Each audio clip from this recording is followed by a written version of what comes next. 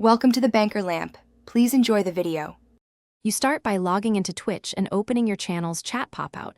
This provides the live chat URL you'll embed.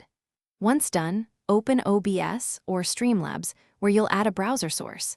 Make sure your streaming software is updated so chat rendering works correctly. Outdated builds break CSS or emote display. Next, copy the pop-out URL and keep it handy.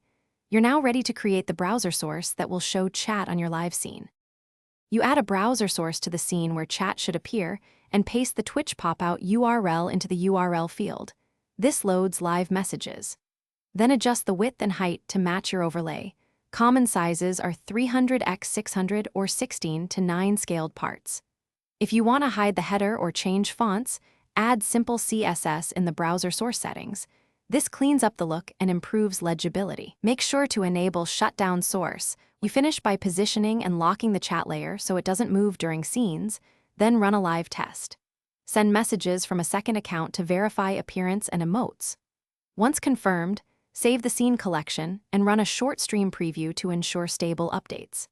If chat doesn't appear, make sure the pop-out URL is not blocked by privacy settings, verify the browser source has correct dimensions, and that any custom CSS isn't hiding messages. That when troubleshooting check resolves most problems quickly.